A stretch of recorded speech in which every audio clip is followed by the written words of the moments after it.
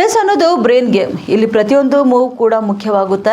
ನಮ್ಮ ಜೀವನವೂ ಕೂಡ ಒಂದು ರೀತಿ ಚೆಸ್ ಆಟವಿದ್ದಂತೆ. ಇಲ್ಲೂ ಕೂಡ ಪ್ರತಿ ಹೆಜ್ಜೆಯೂ ಮುಖ್ಯವಾಗುತ್ತದೆ ಎಂದು ಬೀದರ್ ದಕ್ಷಿಣ ವಿಧಾನಸಭಾ ಕ್ಷೇತ್ರದ ಶಾಸಕ ಶೈಲೇಂದ್ರ ಬೆಲ್ದಾಳೆ ಅಭಿಮತ ವ್ಯಕ್ತಪಡಿಸಿದ್ದಾರೆ. ಬೀದರ್ ಚೆಸ್ ಅಸೋಸಿಯೇಷನ್ ಹಾಗೂ Rotary club of Bidar new century ವತಿಯಿಂದ ಬೀದರ್ ನಗರದ ಶ್ರೀರಾಮ್ ಸಮದ್ ಫಂಕ್ಷನ್ ಹಾಲ್ನಲ್ಲಿ ಹಮ್ಮಿಕೊಂಡಿದ್ದ ಅಂತಾರಾಜ್ಯ ಮಟ್ಟದ ಮುಕ್ತ ಚೆಸ್ ಪಂದ್ಯಾವಳಿಯು ಚೆಕ್ಮೇಟ್ ಚಾಲೆಂಜ್ 2026 ಉದ್ಘಾಟಿಸಿ ಮಾತನಾಡಿದ ಅವರು, ಚೆಸ್ ಕೇವಲ ಮನರಂಜನೆಯ ಆಟವಲ್ಲ, ಇದು ಬುದ್ಧಿಶಕ್ತಿ, ತಾಳ್ಮೆ, ತಂತ್ರಗಾರಿಕೆ, ಏಕಾಗ್ರತೆ, ಜೀವನದ ಪಾಠಗಳ ಪ್ರತಿಬಿಂಬಿತವಾಗಿದೆ. ಯುದ್ಧದಲ್ಲಿ ಯಾವ ರೀತಿ ರಾಜ, ರಾಣಿ, ಮಂತ್ರಿ, ಸೈನಿಕರಿರ್ತಾರೋ ಅದೇ ರೀತಿ ಚೆಸ್ ಆಟದಲ್ಲಿರುತ್ತೆ. ಕರ್ಪೂರ್ ಅವರು ಮೊದಲ ಚೆಸ್ ಕಾಂಪಿಟೇಷನ್ ಮಾಡಿದಾಗ 100 ಜನ ಇದ್ರು. ಈಗ 300ಕ್ಕೂ ಅಧಿಕ ಜನ ಭಾಗಿಯಾಗಿರುವುದು ಖುಷಿ ತಂದಿದೆ. ಪಾಲಕರು ಮಕ್ಕಳಿಗೆ ಚೆಸ್ ಆಟವನ್ನು ಆಡಲು ಪ್ರೋತ್ಸಾಹಿಸಬೇಕು. ಇದರಿಂದ ಅವರ ಬುದ್ಧಿಶಕ್ತಿಯೂ ಕೂಡ ಹೆಚ್ಚಾಗ್ತದೆ. ಇದೇ ವೇಳೆ ಮುಂದಿನ ವರ್ಷದ ಚೆಸ್ ಕಾಂಪಿಟೇಷನ್ಗೆ 1 ಲಕ್ಷ ದೇಣಿಗೆ ನೀಡುವುದಾಗಿ ಅವರು ತಿಳಿಸಿದ್ದಾರೆ. ಇದು ಮೈಂಡ್ ಗೇಮ್. ನಾವು ಯಾವುದೋ ಕ್ರಿಕೆಟ್ ಬಾಲ್ ಬರುತ್ತೆ, 6 ಹೊಡೆರಿ, ನನ್ನ ಕೈಯಲ್ಲಿ ತೋಳ್ಬೋದಾಗಿರುತ್ತೆ, ಆಗಿಲ್ಲ. ಯಾವುದೋ ಒಂದು ಡಿಸ್ಕಸ್ ಥ್ರೂ ಬಿಡ್ತೀವಿ. ಗೇಮ್ ಯಾರು ಎಷ್ಟು ಬ್ರೈನ್ ಚುರುಕಾಗಿ ಯೂಸ್ ಮಾಡ್ತೀರಿ ಅಷ್ಟು ನೀವು ಈ ಗೇಮ್ ಅನ್ನು ಗೆದಿಬಹುದು. ಇದರಲ್ಲಿ ಯಾವುದೇ ಒಂದು ಫಸ್ಟ್ ಮೂವ್ ಮಾಡ್ತೀರಿ, ಬಹಳ ಇಂಟೆಲೆಕ್ಚುವಲ್ ಆಗಿ ಇಂಟೆಲಿಜೆಂಟ್ಲಿ ಮೂವ್ ಮಾಡಬೇಕು. ಇಲ್ಲೋದ್ರೆ ಸ್ವಲ್ಪ ಸ್ಮಾಲ್ ಮಿಸ್ಟೇಕ್ ಬಿ ನಿಮ್ಮ ಗೇಮು ಉಲ್ಟಾ ಹೊಡಿಬಹುದು. ಇದನ್ನ ಎಲ್ಲಾ ಸ್ಪರ್ಧಾರ್ಥಿಗಳು ದಯವಿಟ್ಟು ಇದನ್ನ ಯೋಚನೆ ಮಾಡಬೇಕು. ಯಾಕಂದ್ರೆ ಆಟದಲ್ಲಿ ಸೋಲು ಗೆಲುವು ಇದ್ದೇ ಇರ್ತದೆ. ಇದರಿಂದ ನಮ್ಮ ಬ್ರೈನ್ ಬಹಳ ಫಾಸ್ಟ್ ಆಕ್ಟಿವ್ ಆಗ್ತದೆ. ಬ್ರೈನ್ ಬಹಳ ಚುರುಕಾಗಿ ನಾವು ಯೂಸ್ ಮಾಡ್ಬೋದು.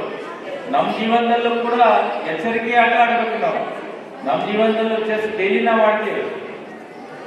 ಯಾವುದೇ ವಿಚಾರ ಮಾಡೋದಕ್ಕಿಂತ ಮೊದಲು ನಾವು ವಿಚಾರ ಮಾಡಿ ಮೂವ್ ಮಾಡಬೇಕು. ನಮ್ಮ ಜೀವನದಲ್ಲೂ ಕೂಡ ಅದನ್ನ ನಾವು ಫಾಸ್ಟ್ ಆಗಿ ಮೂವ್ ಮಾಡಿದೆವು ಅಂದ್ರೆ ಬೀಳ್ತೀವಿ, ಸೋಲ್ತೀವಿ. ಇದರಲ್ಲೂ ಕೂಡ ನಾವು ಸ್ವಲ್ಪ ಎಡವಟ್ಟು ಮಾಡಿದೆವು ಅಂದ್ರೆ ಗೇಮೇ ಪೂರ್ತಿ ಹಾಳಾಗ್ತದೆ. ಅದಕ್ಕೆ ಕೆಲವರು ಅಂತಾರೆ, ಚೆಸ್ದ ಕಹಾವತ್ತು ನಮ್ಮ ದೇಶದಲ್ಲಿ ಹೇಳಿದ್ದಾರೆ, ಹಾರ್ ಕೆ ಬಿ ಜೀತನೆ ವಾಲೋ ಶತರಂಜ್ ಕೆ ಖಿಲಾಡಿ ಕೇಳ್ತಾರೆ. ಬಾಜಿಗರಿಲ್ಲ, ಶತರಂಜ್ ಕೆ ಖಿಲಾಡಿ. ಒಂದ್ಸಲ ನಾವು ಸೋಲ್ಬೇಕು ಅಂತ ಜೀವನದಲ್ಲಿ, ಸೋಲ್ಬಿ ನಾವು ಗೆದಿಬಹುದು. ಅದು ಶತರಂಜ್ ಖಿಲಾಡಿ ಅಂತ ಇಂಗ್ಲಿಷಲ್ಲಿ ಹಳೆ ಕಹಾವತ್ತಿದೆ. ಅದನ್ನು ನಾವೆಲ್ಲರೂ ಒಳ್ಳೆ ರೀತಿಯಲ್ಲಿ ಯೂಸ್ ಮಾಡಬೇಕು, ಆಡಬೇಕು.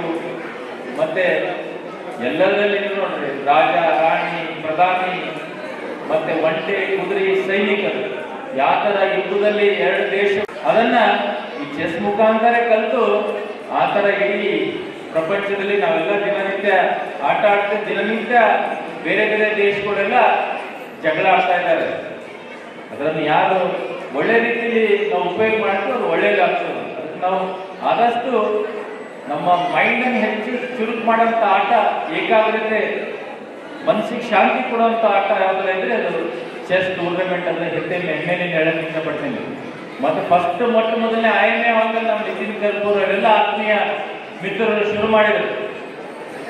ಮೊದಲಪ್ಪ ಚೆಸ್ ಎಷ್ಟು ಜನ ಭಾಳ ಕಡಿಮೆ ಜನ ಇದ್ದರು. ಸುಮಾರು 150 ಸ್ಪರ್ಧಾರ್ಥಿಗಳಿದ್ದರು. ಇವತ್ತ 300ಕ್ಕೂ ಹೆಚ್ಚು ಸ್ಪರ್ಧಾರ್ಥಿಗಳು ಬಂದರೆ ಅತಿ ಸಂತೋಷ. ನನಗೆ ಅದು ವಿನರಿ ನನಗೆ ಬಹಳ ಸಂತೋಷ ಆಗಿ ಇಷ್ಟೊಂದು ಪಾರ್ಟಿಸಿಪೆಂಟ್ ಬಂದಿರಲಿಲ್ಲ. ಅವ್ರ ತಂದೆ ತಾಯಿಗಳಿಗೆ ನಾನು ಅಭಿನಂದನೆ ಸಲ್ಲಿಸ್ತೀನಿ. ಯಾಕಂದ್ರೆ ಯಾವುದೋ ಒಂದು ಮಗು ಒಂದು ಹುಟ್ಟಿದ ತಕ್ಷಣ ಏನಾಗ್ತೀನಿ ಅಂದ್ರೆ ಸಚಿನ್ ತೆಂಡೂಲ್ಕರ್ ಆಗ್ತೀನಿ, ರಾಹುಲ್ ದ್ರಾವಿಡ್ ಆಗ್ತೀನಿ ಅಂತಾರೆ.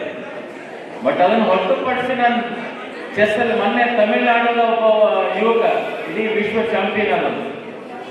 ನಮ್ಮ ದೇಶದ್ದು ಬ್ರೈನ್ ಬಹಳ ಫಾಸ್ಟ್ ಇದೆ. ನಾವು ಹೆಂಗ್ ಉಪಯೋಗ ಮಾಡ್ತೀವಿ ಅದ್ರ ಮೇಲೆ ನಿರ್ಭರ ಇರ್ತದೆ. ನಾವು ಸುಮ್ಮನೆ ನಮ್ಮ ಮೈಂಡ್ ಭಾಳ ಮೆತ್ತಿದ ಸ್ಲೋ ನಾವೇ ನಮ್ಮ ಮಕ್ಕಳಿಗೆ ವೀಕ್ ಮಾಡ್ತೀವಿ. ನಮ್ಮ ಮಕ್ಕಳಿಗೆ ನಾವು ಪ್ರೋತ್ಸಾಹ ಕೊಡ್ಬೇಕು. ನನ್ನ ಮಗ ಭಾಳ ಹುಷಾರಿದ್ದಾರೆ, ಭಾಳ ತೇಜ್, ನಾವು ಮೈಂಡ್ ಭಾಳ ಫಾಸ್ಟ್ ಅದ, ನಾವು ಮೊದಲಿಗೆ ಹೇಳಿದ್ರೆ ಆ ಮಗನಿಗೆ ಬ್ರೈನಿಗೆ ಕೂಡ ಒಳ್ಳೆ ಪರಿಣಾಮ ಬೀಳ್ತದೆ. ನಮ್ಮ ಮಗನಿಗೆ ನಾವೇ ಪ್ರೋತ್ಸಾಹ ಮಾಡಬೇಕು. ನನ್ನ ಮಗ ಹುಷಾರನ್ನ, ನನ್ನ ಮಗ ಏನೂ ಮಾಡ್ಬೋದು. ನಾವೇ ಅವನು ವೀಕ್ ಮಾಡಿದ್ರೆ ಅವ್ನ ಮೈಂಡ್ ವೀಕ್ ಆಗ್ತದೆ. ಮನೆಗೆ ಕುಂತು ಪಿಜ್ಜಾ ಬರ್ಗರ್ ತಿನ್ಕೋತ ಕೊಡ್ತಾನೆ ಅಷ್ಟೇ. ದಯವಿಟ್ಟು ನಮ್ಮ ಮಕ್ಕಳಿಗೆ ಪ್ರೋತ್ಸಾಹ ಮಾಡಾರೆ. ಸ್ಪೋರ್ಟಿವ್ ಆಗಿ ಎಲ್ಲ ಒಂದು ಫೀಲ್ಡಲ್ಲಿ, ರಂಗದಲ್ಲಿ ಬೆಳಿಲಿಕ್ಕೆ ನಾವೆಲ್ಲರೂ ಪ್ರೋತ್ಸಾಹ ಮಾಡಬೇಕು. ಚೆಸ್ ಕಾಂಪಿಟೇಷನ್ನ ಉದ್ಘಾಟನಾ ಕಾರ್ಯಕ್ರಮದ ದಿವ್ಯ ಸಾನ್ನಿಧ್ಯ ವಹಿಸಿದ ರಾಮಕೃಷ್ಣ ವಿವೇಕಾನಂದ ಆಶ್ರಮದ ಅಧ್ಯಕ್ಷರಾದ ಸ್ವಾಮಿ ಜ್ಯೋತಿರ್ಮಯಾನಂದ ಶ್ರೀಗಳು ಮಾತನಾಡಿ, ಕಲ್ಯಾಣ ಕರ್ನಾಟಕ ಭಾಗದಲ್ಲಿ ಚದುರಂಗದ ಆಟವನ್ನ ಬೆಳೆಸಲಿಕ್ಕೆ ಹೊರಟಿರುವ ನಿತಿನ್ ಕರ್ಪೂರ್ ಅವರ ಕಾರ್ಯ ಶ್ಲಾಘನೀಯವಾಗಿದೆ. ಆಟದಲ್ಲಿ ಸೋಲು ಗೆಲುವು ಇದ್ದೇ ಇರುತ್ತೆ. ಇನ್ನು ಪಾಲಕರು ಮಕ್ಕಳಿಗೆ ಸ್ಪರ್ಧಾ ಮನೋಭಾವನ ಬೆಳೆಸಿಕೊಳ್ಳಲು ಸಹಕಾರಿಯಾಗಬೇಕು. ಆಟದಲ್ಲಿ ಸೋಲು ಗೆಲುವು ಇದ್ದೇ ಇರುತ್ತೆ. ಪಾಲಕರು ಮಕ್ಕಳಿಗೆ ಸ್ಪರ್ಧಾ ಮನೋಭಾವನ ಬೆಳೆಸಿಕೊಳ್ಳಲು ಸಹಕಾರಿಯಾಗಬೇಕು ಎಂದವರು ತಿಳಿಸಿದರು. ಚೆಸ್ನಂತಹ ಆಟಗಳನ್ನು ಮಕ್ಕಳು ಹೆಚ್ಚಿನ ಸಂಖ್ಯೆಯಲ್ಲಿ ಆಡಬೇಕು. ಮುಂದಿನ ದಿನಗಳಲ್ಲಿ ನಮ್ಮ ಭಾಗದ ಮಕ್ಕಳು ರಾಷ್ಟ್ರೀಯ ಹಾಗೂ ಅಂತಾರಾಷ್ಟ್ರೀಯ ಮಟ್ಟದಲ್ಲಿ ಸಾಧನೆ ಮಾಡಲಿ ಎಂದು ಶುಭ ಕೂಡ ಹಾರೈಸಿದರು. ಆಟದಲ್ಲಿ ಹೇಗೆ ಒಂದು ಅಲರ್ಟ್ ಆಗಿ ಅಟೆಂಟಿವ್ ಆಗಿ ಒಂದು ರೀತಿ ಬಹಳ ಅಲರ್ಟ್ ಆಗಿ ನಮ್ಮ ಮಕ್ಕಳು ಆಡ್ತಾರೋ ಹಾಗೆ ಜೀವನದಲ್ಲಿ ಕೂಡ ಅತ್ಯಂತ ಅಲರ್ಟ್ ಆಗಿ ಬಹಳ ವ್ಯವಸ್ಥಿತವಾಗಿ ಬರುವ ಎಲ್ಲ ಸಮಸ್ಯೆಗಳನ್ನು ನಾವು ಮೀರಬೇಕಾಗುತ್ತೆ. ನಾವು ಸರಿಯಾದ ಸಮಯದಲ್ಲಿ ಸರಿಯಾದ ನಿರ್ಧಾರವನ್ನು ತಗೊಳ್ಳಿಲ್ಲ ಏನಾಗುತ್ತದೆ, ಒಂದು ರಾಮಾಯಣ ಆಗುತ್ತೆ, ಒಂದು ಮಹಾಭಾರತ ಆಗುತ್ತೆ. ರಾಮಾಯಣ ಮಹಾಭಾರತ ಬೇರೆ ಎಲ್ಲೋ ಅಲ್ಲ, ನಮ್ಮ ಜೀವನದಲ್ಲಿ ನಡೀತಕ್ಕಂಥ ಘಟನೆಗಳೇ ಅವು. ಸರಿಯಾದ ಸಮಯದಲ್ಲಿ ಸರಿಯಾದ ನಿರ್ಧಾರ ತಗೊಳ್ಳಿಲ್ಲ ಅಂದ್ರೆ ಅನಾಹುತಕ್ಕೀಡಾಗುತ್ತೆ. ಹೇಗೆ ಆಟದಲ್ಲಿ ಸರಿಯಾದ ರೀತಿಯಲ್ಲಿ ನಾವು ನಿರ್ಧಾರ ತಗೊಂಡು ಶಕ್ತಿ ಮೀರಿ ಆಡಬೇಕಾಗುತ್ತೋ ಹಾಗೆ ಜೀವನದ ಗೆಲ್ಲಲಿಕ್ಕೂ ಕೂಡ ನಮಗೆ ಈ ಆಟವನ್ನು ಪ್ರೇರಣೆ ಕೊಡಬೇಕು. ವ್ಯಕ್ತಿ every day he should become better and best. ಈ ಆಟಗಳ ಮೂಲಕ ನಮ್ಮ ಜೀವನದ ವಿಧಾನಗಳ ಮೂಲಕ ನಾವು ಎಕ್ಸ್ಪ್ಯಾನ್ಷನ್ ಆಗಬೇಕು. ಸ್ವಾಮಿ ವಿವೇಕಾನಂದ ಹೇಳಿ, expansion is life, contraction is death. ನನ್ನ ಒಳಗಡೆ ದೈವತ್ವ ಬರಬೇಕು, ನನ್ನಲ್ಲಿ ಸಹಾನುಭೂತಿ ಬರಬೇಕು, ನನ್ನಲ್ಲಿ ಒಂದು ರೀತಿ ಕರುಣೆ ಬರಬೇಕು, ನನ್ನ ಒಳಗಡೆ ಒಂದು ರೀತಿ ದೈವತ್ವ ವ್ಯಕ್ತ ಆಗಬೇಕು. ಅದು ನಿಜವಾದ ಜೀವನ ಅಂತ ಸ್ವಾಮಿ ವಿವೇಕಾನಂದ ಹೇಳಿದ್ರು. ಅದಕ್ಕೆ ಅವರು ಗುರಿ ಕೊಟ್ಟಿದ್ದಾರೆ, ಏನು arise awake stop not till the goal is reached ಅಂತಕ್ಕಂಥ ಒಂದು ದೊಡ್ಡ ಮಂತ್ರವನ್ನು ಸ್ವಾಮಿ ವಿವೇಕಾನಂದ ಕೊಟ್ಟಿದ್ದಾರೆ. ಆ ಮಂತ್ರವನ್ನು ಇಟ್ಕೊಂಡು ನಾವು ಆಟದಲ್ಲಿ ಗೆಲ್ಲೋಣ, ಅದಕ್ಕಿಂತ ಹೆಚ್ಚು ಜೀವನದಲ್ಲಿ ಗೆಲ್ತಕ್ಕಂಥವ್ರು ಆಗೋಣ ಅಂತ ಮಾತ್ರ ಹೇಳ್ತಾ ನಿಮ್ಮೆಲ್ಲರಿಗೂ ನಾನು ಶುಭವನ್ನು ಕೋರುತ್ತಾ, ಈ ಆಟದಲ್ಲಿ ಸೋಲು ಗೆಲುವು ಮುಖ್ಯ ಅಲ್ಲ, ಭಾಗವಹಿಸುವುದು ಬಹಳ ಮುಖ್ಯ. ಭಾಗವಹಿಸುವುದು ಬಹಳ ಮುಖ್ಯಕ್ಕೆ ಅದು ನಮಗೆ ಒಂದು ದೊಡ್ಡ ಜ್ಞಾನವನ್ನು ಕೊಡುತ್ತೆ. ನಮ್ಮ ಜೀವನದಲ್ಲಿ ಒಂದು ರೀತಿ ಅತ್ಯಂತ ಅಪೂರ್ವವಾದ ಅನುಭವವನ್ನು ಕೊಡುತ್ತೆ. ಆ ದಿಶೆಯಲ್ಲಿ ನಮ್ಮ ಚೆಸ್ ಅಸೋಸಿಯೇಷನ್ ಅವರು ಅದು ವಿವೇಕಾನಂದ ಚೆಸ್ ಅಕಾಡೆಮಿ ಕೂಡ ಹುಟ್ಟಾಕಿದ್ದಾರೆ. ಅಲ್ಲಿ ಸಾಟರ್ಡೆ ಸಂಡೇ ತರಗತಿಗಳನ್ನು ಕೂಡ ನಡೆಸ್ತಾ ಇದ್ದಾರೆ. ಒಟ್ಟು ಅತ್ಯಂತ ಪರಿಶ್ರಮವಾಗಿ ಅವರು ಇಡೀ ಟೀಮ್ ವರ್ಕ್ ಮಾಡ್ತಾ ಇದ್ದಾರೆ. ಯಾಕೆ ನಾನು ಈ ಮಾತನ್ನು ಹೇಳ್ತಾ ಇದ್ದಾರೆ ನೋಡಿ, ಕೇವಲ ಪ್ಲೇಯರ್ಸ್ ಇದ್ರೆ ಆಟ ಆಗಲ್ಲ, ಅದಕ್ಕೊಂದು ಆರ್ಗನೈಸರ್ ಬೇಕು, ಅದಷ್ಟೇ ಇದ್ರೆ ಸಾಲು, ತೀರ್ಪುಗಾರ ಬೇಕು, ಅಂಪೈರ್ಸ್ ಬೇಕು, ಅಂದಾಗ ಇದೆಲ್ಲ ಆಟ ಆಗೋದು. ಅಂದ್ರೆ ಒಂದು ರೀತಿ ಟೀಮ್ ವರ್ಕ್ ಇದು. Together we have to work. ನಾವು ಎಲ್ಲರೂ ಸೇರಿ ಸಮಾಜದ ಉನ್ನತಿಗಾಗಿ, ನಮ್ಮ ಜನಾಂಗದ ಉನ್ನತಿಗಾಗಿ ಕೆಲಸ ಮಾಡಬೇಕಾಗಿದೆ. ಆ ದಿಶೆಯಲ್ಲಿ ಚೆಸ್ ಅಸೋಸಿಯೇಷನ್ ಎಲ್ಲ ಸದಸ್ಯರು ಸಕ್ರಿಯವಾಗಿ ಕುಟುಂಬ ಸಮೇತ ಸಾಟರ್ಡೆ ಸಂಡೇ ಕ್ಲಾಸ್ ಆಗ್ಬೇಕಂದ್ರೆ ನಾವು ವಿಶೇಷವಾಗಿ ನಿತಿನವರು ಎವ್ರಿ ಡೇ ಬರ್ತಿದ್ದಾರೆ, ಗಮನಿಸ್ತಿರ್ತೇವೆ. ಎಷ್ಟೊಂದು ಕಾರ್ಯಕ್ರಮಕ್ಕೆ ಹೋಗ್ಲಿಕ್ಕೆ ಆಗಲ್ಲ, ಆದರೂ ಅಲ್ಲಿ ಸರ್ಟಿಫೈಡ್ ಮಾಡಿ ಆ ಕ್ಲಾಸ್ ಅನ್ನು ನಡೆಸ್ತಾ ಇದ್ದಾರೆ. ಒಟ್ಟು ಉದ್ದೇಶ ಚೆಸ್ ನಮ್ಮ ಭಾಗದಲ್ಲಿ ಬೆಳೆಯಬೇಕು, ನಮ್ಮ ಮಕ್ಕಳು ಶಕ್ತಿಶಾಲಿ ಆಗಬೇಕು. ಹೇಗೆ ಕ್ರಿಕೆಟ್ ಇವತ್ತಿನ ಜನಪ್ರಿಯವಾಗಿತ್ತು ಅದನ್ನ ಸರಿಸಿ ಚೆಸ್ ಕೂಡ ಜನಪ್ರಿಯ ಆಗಬೇಕು. ಯುಕೇಶ್ ಮತ್ತು ಪ್ರಜ್ಞಾನಂದ ಅವರೆಲ್ಲ ಯಂಗ್ಸ್ಟರ್ಸ್ ಬಹಳ ವಿಶ್ವಮಟ್ಟದ ಸಾಧನೆ ಮಾಡ್ತಾ ಇದ್ದಾರೆ.